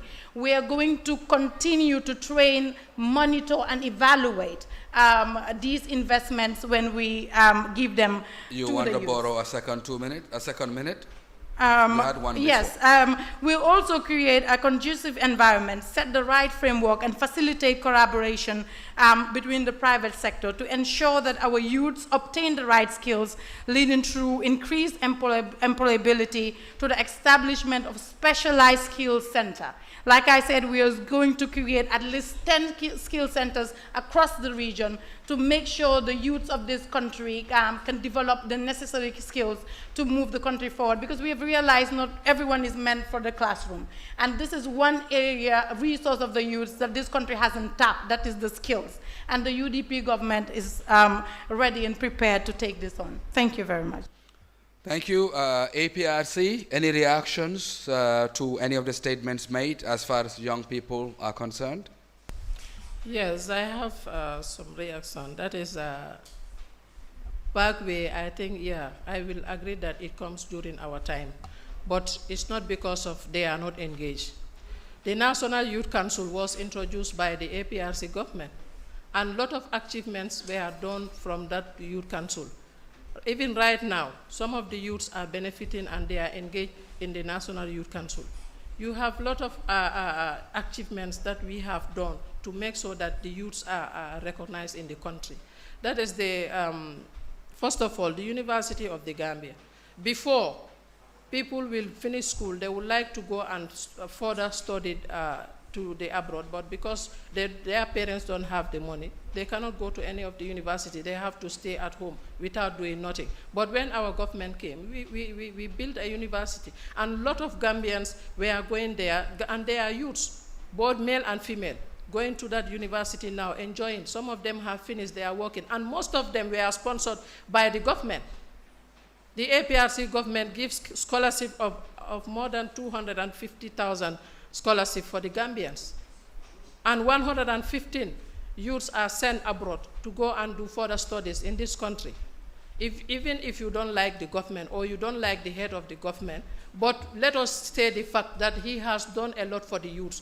It is not, there is no government that will say, I will satisfy the entire country 100%. There is no government that can say that. If you say that, you are fooling your people. And let us say the fact. Gambia is small. That's true. But even as a compound head, a father, in your house, you cannot satisfy your family members all. So it's not possible for the country, for the government to do all what the Gambian people need. No. But we have done our quota for the Gambian people. Let us be honest. We have done a lot for the youths, and we have, and we are planning. If you have done a lot, you still want to come back in 2021? Yes, we still have to come back. This is politics, because we have a lot of plans. To finish some work that is pending? Yes, we have some pending plans. We want to come and you want to use a second 1 minute? Or yes, yes, the second 1 minute. Because even yesterday, we come from a tour yesterday. And in North Bank, we give 200,000 to youths in North Bank. We went to CRR. We give milling machines to youths and women of that area. We went to... Is that because the elections is coming? No, to be fair, I just want to clarify. So is that because there's election coming, or this is something you would normally do? We have been doing this well before Yaya Jammeh is gone. We have been doing it. And even after when he left, our people are asking us that we are suffering. You have been doing this and this and this for us. Now Yaya Jammeh is not here. What are we going to do? We said we are still coming back and do things for you. Where Yaya Jammeh stopped, he is not here, but the party is existing, and the party's lovers are here. Our party leaders are here. The executive is here. We are going to continue whatever Yaya Jammeh was doing for you, so that you will not forget the APRC party. And that is why still now we gain the popularity in this country, because we just don't fold our hands because of Yaya Jammeh is not here and leave our supporters. We still stood firm to make sure that our supporters, let them feel Yaya Jammeh is not here, but APRC is existing. You want to take your last 1 minute? That is what I have for you guys. Thank you. Okay. All right. Okay. Now, if you react, then that means everybody will react again. And that's what we had. Maybe in your closing 2 minutes, we can address it there. No, because if she's the last to speak, that's why you would hear her reaction last. Because you did first, remember? And then we went around, we're here. Now, what we're going to do now is probably do the closing statements for youth before we go into children, because we don't want to be here beyond 7 o'clock. I know I will be faulted for this. They said they wanted 90 minutes, but I'll stretch it to almost 2 hours so we can get this done. So, Ms. Yamunda, we begin with you. 2 minutes, any language of your choice, talk about youth and your GDC's policy as far as young people are concerned. 2 minutes. Man saa yu ma was yëfi ndaw yi dama ne education is a fundamental pillar loo xam ne la waruñ ko foyentoo ndaxte ndaw ñi soo leen bëggee encourage bëgg leen a empower xamal leen so gis nañ ne fu mu ne nii there are so many tertiary institutions si biir dëkk bi but they are unaffordable. So in a GDC government ñu ngi leen a dig ne dinañ dugal seen loxo si ndaw ñi ak si seen jànga ba pare skills training loolu moo waral taxawaal bu bari bi GDC bëgg nañoo implement skills training workforce boo xam ne mun ngaa jànga ba pare you could still have choice to do any other skills that you prefer or you're good in because ñëpp xam nañ ne ni ku nekk dafa juddu waaye dafa juddu ak xam-xam bi la yàlla may so xëy na am na xam-xam yoo xam ne sa yaa ngi ko mun du nit a la ko jàngal so bëgg nañoo create loolu ak vocational training development te nekkul ne rek si réewum taax mi lañ ko emal parce que in a GDC government dañ gis ne ñëpp benn lañ policies yoo xam ne la duñ ko emal si Greater Banjul area bi dinañ dem region by region parce que ñoon suñ development emaluñ ko rek si réewum taax yi dañ gëstu ñoo xam ne they are the less privileged ak ñoo xam ne ñu si dëkki kaw gi tam ba pare in a GDC government dinañ fu mu ne nii mun naa wax ne suñ cultural platform dafa suux te dinañ ko suuxalaat when it comes to ndaw ñi ba pare dinañ create transportation parce que gis nañ ne fu mu ne nii transportation is an issue benn moto yi doyuñ nit ñi ñaareel tamit tali yi doyuñ ñooñu ñëpp gis nañ luñ encounter before ñu egga si plateforme si sometimes da nga nekk diggante Serekunda o diggante Tabakoto ba venue bi it's almost 2 hours before ma fay egga so these are issues we go into ba pare bëgguñ ta em rek si train xale yuy teg lañ bari na workshops bari na skills training centers da nga train ba pare toogaat so bëgga nañu at least include a revenue boo xam ne dinañ ko teg si loxo xale yooyu noonu ba pare form a task force boo xam ne ñoo within those kids that are attending it pour di leen mool gradually di leen teete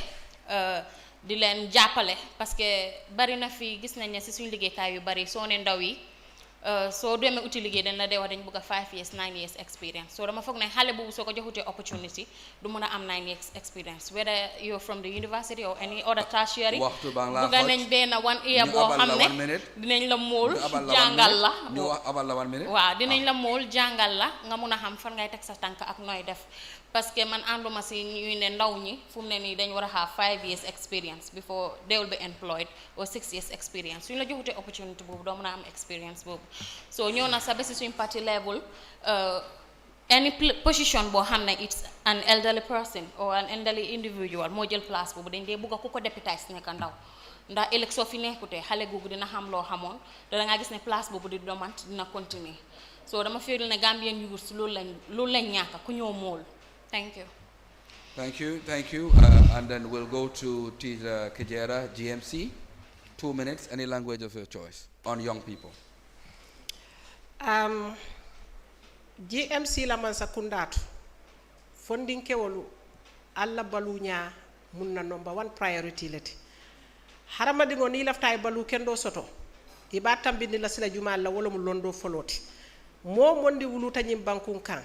Foyi tata foye karambungo damuta ka damuti la nursery school fokata university mbakelal ye free education ate kala fanan ko be concentrate la molle kan mol mel yallon ko alale hakkili diya di wala pour karangola safero la londo la side la mol bi je mel yallon ko e tolumo hakkili diya sotono bari ni tol fanal tata mecci karangola isa do ku kenole mba mexo la fano mecci karango mba yirwandi la banko kan adi tol fanal be meccio karannale free ko nyin dol ka karambon karangol karanyamenna free mba a mexo la fana fondinke wol mel yalon ko tol fanal mu la njur tolleti wol fanal la karango mbe lole fele kaje ko isemen keno yewol londo karan isaje se baluno wala ibaje la ko kuwol mul boko mobile dadal harama dingo mu yalo alaman singo diala ni ya samba tata e mobile dadal karan bari alay bulo diala abe wo keno la balwotile so do fanal ni do fanal bari time tije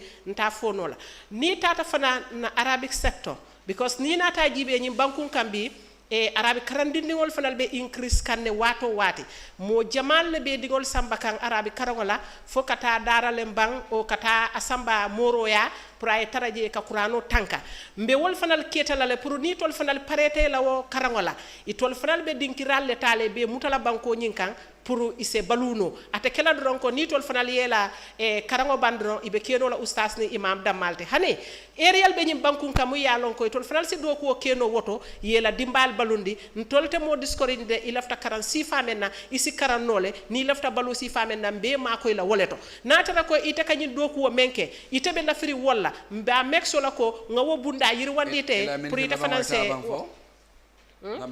ha minute do fana dit e wala mila minute la bangote kodi okay woto ngabla ide sinya sawalda woto ngabla jat wala yabla iba ma wala ba ma wala okay honorable Yakumba Jaite 2 minutes Thank you very much, Mr. Jame. I will take the opportunity to react to Ms. Jallo's issue about the APRCs. Basically, Jame's greatest achievement, I would say, was the creation of the university. This I would give to him. But it also turned out to be his greatest devil because the university students in 2016 played a key role in removing the dictator. It's one thing to give me a university, but it's another thing to abuse the resources that are supposed to fund the university, to put it in a position where the Gambia would be able to deliver first-class graduates in any field. This is what is lacking, and this is what was lacking in the Jammeh government and still lacking in the Barrow government. Recently, we approved the supplementary appropriation bill, and literally the Ministry of Higher Education had to lobby parliamentarians for us to allocate the 134 million needed for the scholarships. You've seen the recent strikes by lecturers of the university because their university is not fully resourced. The UDP government will actually remove the university from ministry. Allocations for the University of the Gambia would go straight to the university because we've realized what is going on, that there is always a problem if you put the allocation in the ministry's budget and then they will decide how much they have and share what they have. But the university is a very important institutions in this country, and the UDP government is cognizant of the fact, and I'm talking to the students of the university at the moment, that you are our priority in the UDP, and we will make sure the university is fully resourced. We will make sure to turn the Gambia University, live up to its name and become a world-class institution. Thank you. I think Honorable Yakumba is campaigning. But, but we will give APRC the final chance as always, 2 minutes in any language of your choice.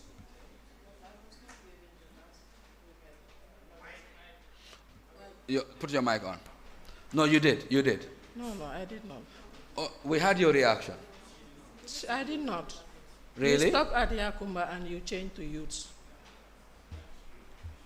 Really? Yeah. On women? Yeah, I did not do my final remarks on women. My apologies. So you want to bundle it together now? Yes, if I will be given the opportunity. Okay, let's give you 3 minutes because that's an oversight on my part. So you can bundle the two together. Okay. Or let's say 4, right? Because that was 2 minutes before, 2 minutes now. Okay, thank you. But if you can make it shorter, it will be great. Yeah, I will try. Okay, assalamu alaikum. In the interest of time. Yeah, assalamu alaikum, mbadin Gambian Kolu. Haruna Drame mbe tentula mbe jayla yenyin simfa minta pour que Gambia musol fintindi pour ye diamu musol fanan salon ko musunyaton kolbe lorin Gambia no lele ani momo bijang mbe jayla mbe tentula namonyo musol mil bijang mbe be jayla mbe tentula is sonta minna pour kana nyin debate nyin attend because musol wolo na problem wotin kala fi kata nyato bari mbika hani katara nyato woyen na kuwol murundi koma bake ante se min fono Gambia musole wolon ko APRC man sakundaye minke Gambia musole kunu hani bimbe lori wasim fale kan nimma la fa mbuka tala because APRC man sakundale akinna musol fartita Gambia jang. APRC man sakundale akinna musol ye fan soto e right soto. Kel lota dawda nga loje. Kel ye decisiono ke dawda mbijele. Watu mo janning APRC man sakunda kana sojar musol man siya, police musol man siya eka killing naje. Hani no sol muso man siya. Minister kono eka muso kontile. Minister killing fula wala ka ke muso te bare birin Gambia government nata. Naka APRC government nata. Wale musol so sembola puru ka lo politiko la ke la nyanto yitande. Andu wo jamale keta mol nyaaje nga jamale fonu njang ni wo botaje mbina min fola wolon ko fondinkel la karola university ya kumbaye min foto nyalo university nyin tolle ngalo andu biri ngalo nga kulle kije mi yalon ko na force bajol waye Gambia na fale katu na force protocol Mamadou Sabali be wolle kono Mamadou Sabali keta secretary general ti janne banko kan na man karanga mallondo sotate keno la secretary general katu ko banko secretary general le ka doku andu wo mun tolla product le tin tolla ngaw karande university to jang so nga ku jamal leke min yalon ko nga Gambia funding kel ma ko ele pour ye fango soto andu hani bi mbelori wo simfala ka je ko Gambian youth soul feo fendi muy la natolti mbati mandila la nyanta kala nyame katun tol man fen soto na man ke youth soul am balanta la fon tol la positionol na structure nka youth soul le dundije nenga keba kilin soto afula njaw ka ke youth soul le anu fana tol nga ma ko ro dati muneto free education kabrin tol la man sakunda nata nga free education leke for girls chocho siata iko haye be musol damale makoy kay man kam bandingol makoy say ako free education for all fo man soto jam o soto ta janne kam banding jamale 40 e jita Gambia college kabrin tolla time o jori tije ika dunne yeta college ye karan ye stipend o dila ibe karan kan ibe stipend o fanan dikela woketan tolla man sakundal bari sa en Gambia college joro le bije aya kinna do lafta kata ye school ba lafta kata college imantano because their parents imanko do soto ba jola min university wotumo university freedom o be nyame bi amantara je o nyama facilities jama bije aman soto no kodo dol bije ikela fenko rifale because iman payment soto and wotumo if you have very good results ni lafta kata university Gambia government le ka jo na juri na government ye scholarship jo dindin jamale 40 jita wolbe place balle to bi ba pare na mo jamale fintita banta kata londo ka fay kafu kata engineer olti nata jebe karan dol kata scientist olti nata jebe karan ama jibe fonyi mu APRC olti fonyi mu UDP wala jolalon wala fulolon ama oke ate mine je wolon Gambia dingollam nyanta ke makoyle andu ngaye makoyla nyante makoyla nyam woto Gambia nol komi ka fanyame ni mi yesus da samola aye kontongo dila konto wato sita ni koy bita koy ko siye sima bato ngamre nyanta jikila koy be sima o sotola woto Gambia nol APRC governmental bi janne pour ka doko ke anum paretare pour ka doko ke ndum every time be doko ke la ka Gambia musol ani Gambia funding kol ke ma koy ka je ko banko eta nyato nga beta Gambia sotola ngamra APRC ni UDP alba campagne la jang ngawla ko rosalla ko alba campagne la de carte fayo dum mansi follow okay, so we will close this chapter and go to children and we'll try to make it. Maybe we should have just bundled it with women. But since we're here now, we'll do it quickly. So we'll start with you, Yamundao. You always have the pleasure of starting. I think APRC actually have the best position. Coming last gives you all of the opportunity, but we will still begin with you. When it comes to children, what specific policies do you have GDC to improve better life, better condition? Also factoring, especially now that we are talking about polio and we know the challenges polio would have for children and its effect. So maybe we go into your health policy for children as GDC. Okay, our health policy for children in GDC, like you said, it's a chain. We don't only concentrate on maybe their monthly that's their monthly nurse they go to. We also want to concentrate on the food that is given to them, because we see like most of these kids, they are affected because they lack nutrition in their systems. So in a GDC government, these are issues that we would like to address. Secondly, we know in those hospitals that those children are attended to need qualified doctors and nurses. We also know we need equipment to make that hospitals work. We need a proper laboratory to diagnose those kids. So in a GDC policy, when it comes to children, these are a few things that we want to put into consideration. Thank you so much, GDC. We come to Gambia Moral Congress, GMC now with Tida. Any specific policies would a GMC government have for children? Yeah, under GMC government, we'll make sure children have free healthcare system from their mother's womb up to their infantry age. They wouldn't pay any butut to any hospital. Their health is the responsibility of the government, and under GMC government, we will take that responsibility health free.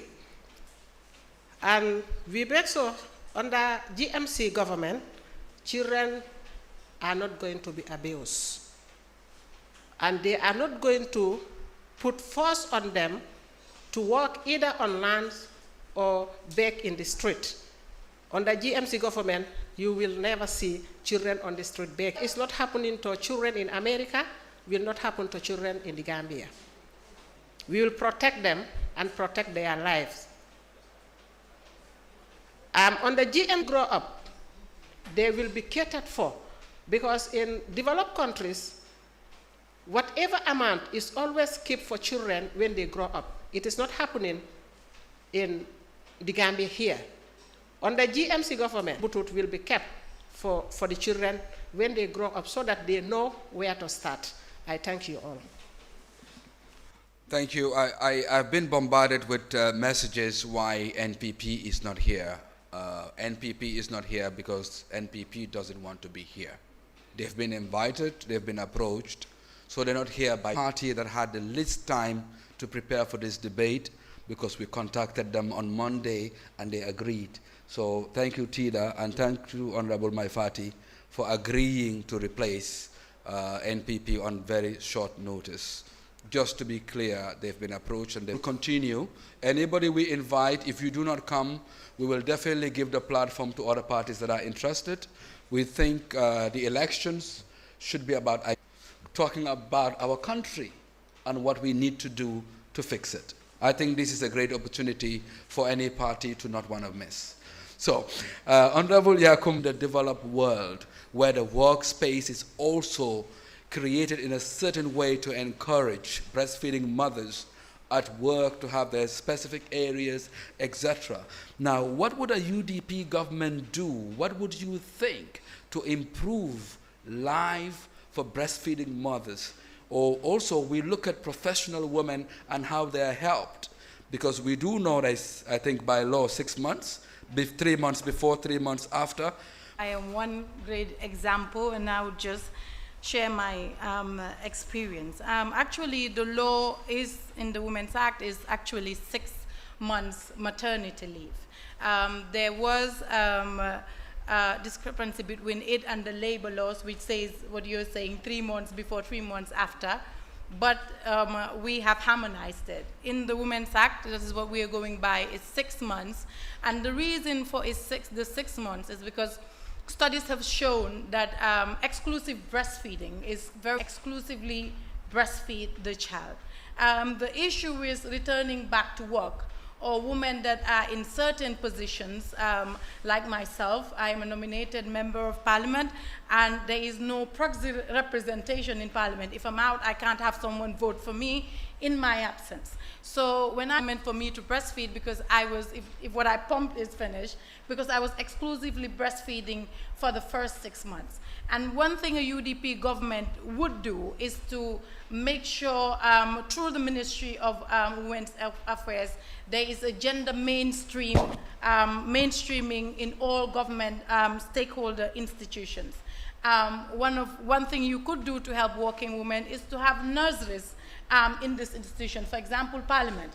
Parliament could be nursery, and that would help so you can take breaks to breastfeed and come back. This is one policy that we would, it's part of our women policy, gender mainstream women issues in all government stakeholder institutions. This is, I think, one thing that is very important that we need to look at, particularly when it comes to women in politics.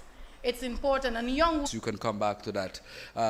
We are coming to you, APRC. I told you, your position is very lucky. You listen to everybody and then you come last.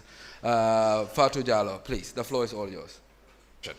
Let me ask a question. Okeba, if any of our journalists have any questions in relation to children, we will also take them. For the sake of time, today we're not doing that mic going around. Yes, so we come to men. Well, what would an APRC policy be on paternity leave? Maybe let's start from there. Okay, thank you. For that one, APRC government, we introduced, I think, 10 days for paternity leave. That is for the fathers, or the naming ceremony and other things. So men are given 10 days, but with the new government, that's 1 month to help, because we are sitting down for 6 months. But if at that early age of nursing, it's very difficult for mothers because we don't sleep at night. Yeah, we will like to do that so that we will help each other in the nursing of the baby. Yes. We do the reactions. We start with you, the reactions. Do you have a reaction to any of the things that we have talked about regarding children? From anyone? Yeah, the reaction I have is in a GDC government will prepare better policies, because when a child is nursed, when a child is carried, given birth and nursed, it does not stop there. The child needs to be educated. The child needs to live. His parents is not introduced to a at least standard way of living. Because we know in Gambia it's very hard. Most of the time it is women that sacrifice a lot. Those days are gone by that a female parliamentarian needs to be in parliament to vote for herself. We live in a modern technology world. Why could she not share her ideas through her phone or even vote through her, not hold in the house on any responsibilities? Even when the child is sick, it's only few men that you see that take care of that child. Everything is centered and built on a woman. So I feel we should introduce such systems to easen up the burden on women, because we know as a women not only do we have duties in our working place, we have duties also as a housewife. So far, yes, I know you'll have, but this is an important question. I don't know how it escaped me. So plans in providing learning centers or in the schools for visually impaired children? And do any of these governments want to do that? A child with a disability, what will be party policy? Anybody wants to react to it? Let me see. Okay, so we go GMC first, and then we go APRC. Yeah, I think in my first speech I mentioned disability, either from children or youths. When we talk about youths, we are talking about everybody, despite your disability. If you have a vision problem, there will be special schools for those people. And those with, we mean everybody. Nobody is out of it. Thank you. Okay, your reaction now. My reaction to maternity leave for men. On the GMC government, no. Dokubalia is too much. If men should go for maternity leave, how many times women give birth now? Every 2 years. So you need to go and sit at home 10 days, 20 days, because men too, under GMC leadership, 6 months is too much. At least to breastfeed a baby 3 months, it's okay. So we give you 1 month at least at the heavy side, because I'm a woman. I close. You go there, you don't meet anybody there, or they will tell you the person inside in charge is absent. That is very unfair. You are absent. You are also destroying something. So let's do not be sensitive in our life. So how can you be absent? 10 days, 20 days because your wife have a baby. What do you do at home? We all know what